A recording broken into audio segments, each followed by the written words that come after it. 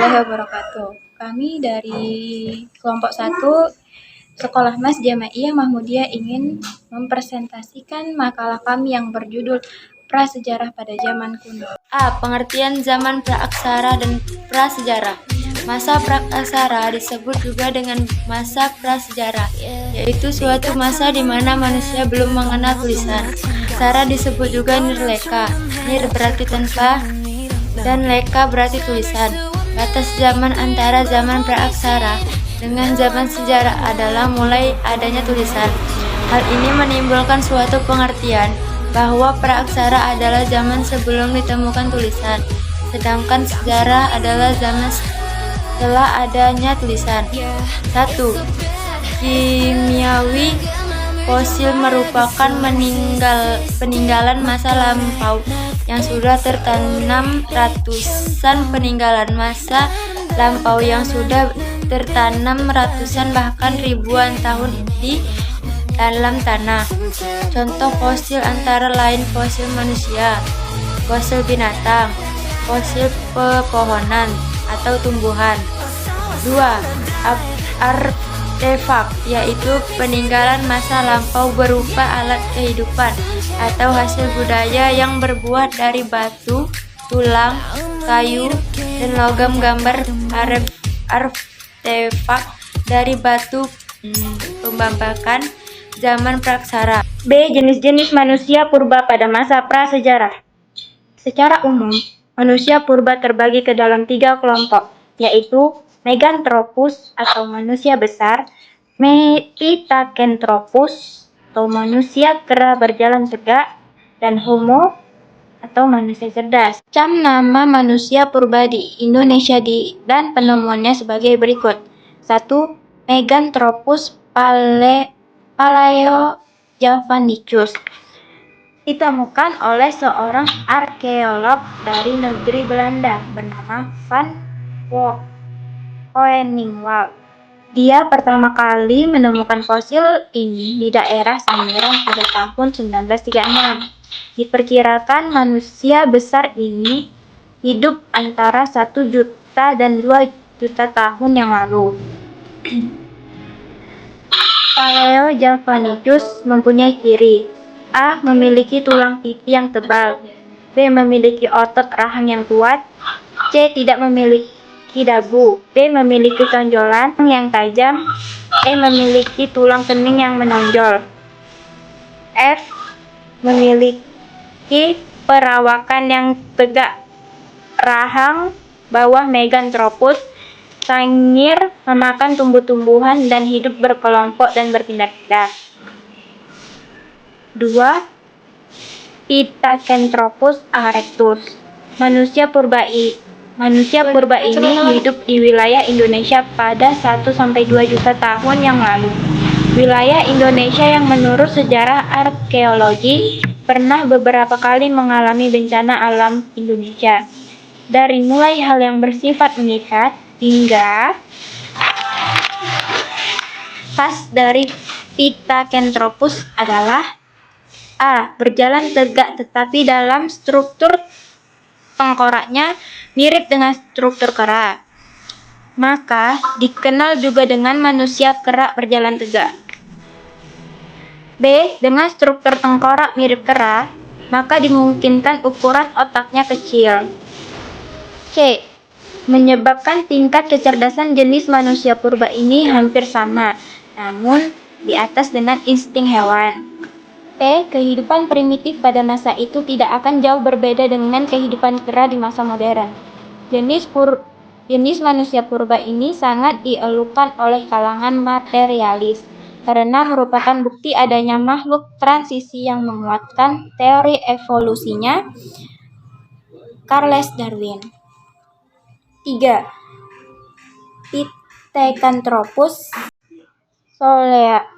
soloensis merupakan jenis manusia purba yang berasal dari Solo, tepatnya area Ancol. Ciri dari Pithecanthropus berupa bertengkorak pada tengkoraknya, tonjolan kening, tulang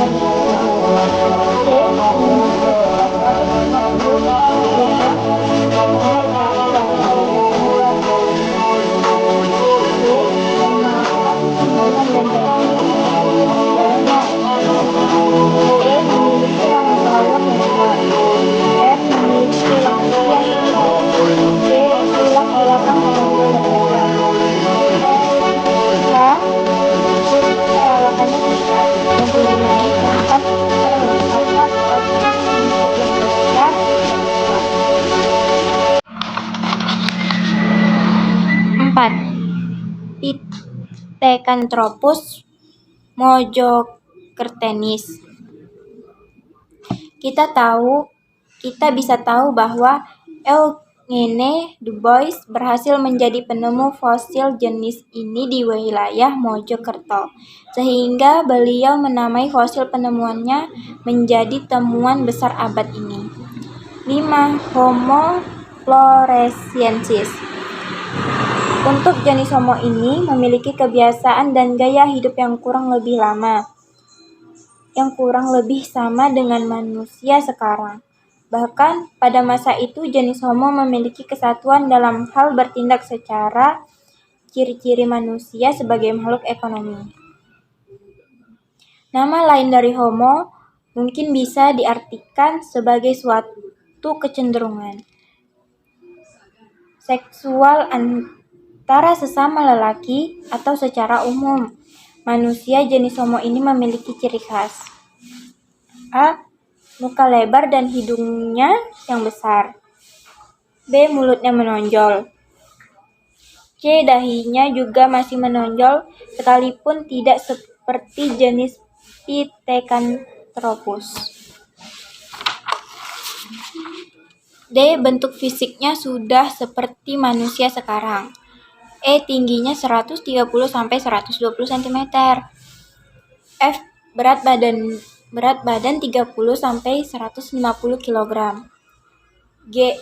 Hidungnya sekitar 40.000 sampai 25.000 tahun yang lalu. 6. Homo wajah-kenis. Homo wajah-kenis berarti homo yang berasal dari wajah. 7. Homo soloensis merupakan jenis manusia purba Homo yang ditemukan fosilnya di wilayah Sulo, Pulau Jawa.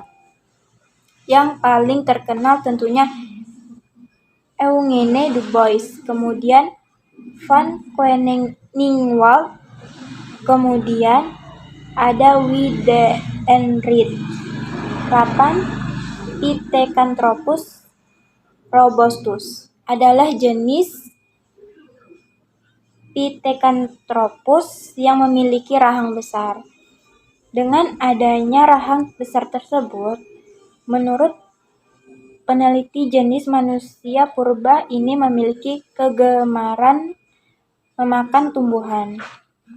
Kegunaan rahang yang besar adalah agar dalam mengunyah tumbuhan menjadi lebih mudah dan lebih cepat, sehingga bangsa ini lebih senang bila hidup sendiri. 9. Pithecanthropus dubois. Bila diartikan jenis manusia kera berjalan tegak ini adalah jenis yang meragukan. Fosilnya ditemukan sangiran, namun secara struktur tulang dan tengkoraknya tidak mutlak masuk dalam ciri Meganthropus maupun Pithecanthropus. Homo sapiens bisa diartikan sebagai manusia cerdas, berasal dari zaman Holocene. Bentuk tubuh Homo sapiens sudah menyerupai dengan bentuk orang Indonesia sekarang.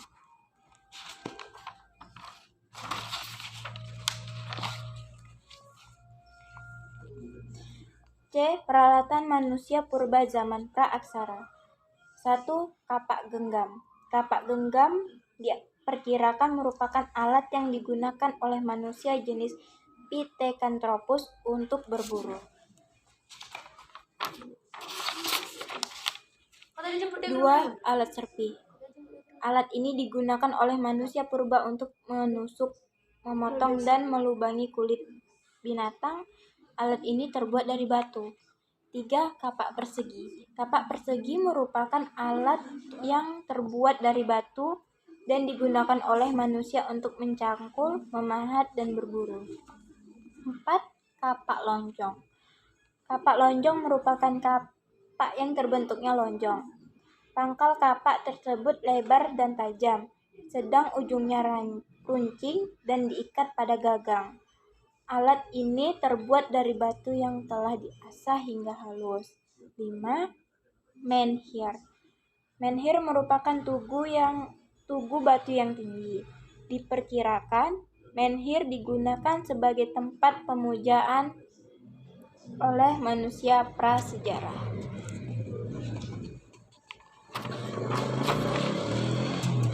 6. Dolmen.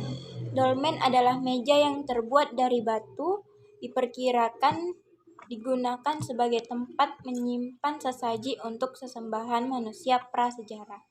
7. Sarkofagus. Sarkofagus adalah peti mati yang terbuat dari batu. 8. Arca. Arca adalah batu yang dibentuk hingga menyerupai makhluk hidup tertentu. 9. Bejena perunggu. Bejena perunggu adalah benda yang terbuat dari perunggu. Bentuknya mirip dengan gitar Spanyol tanpa gagang. 10. Kapak corong. Kapak corong adalah kapak yang terbuat dari perunggu dan bentuk bagian atas mirip dengan corong. Alat ini pernah ditemukan di Jawa, Bali, Sulawesi, dan Papua.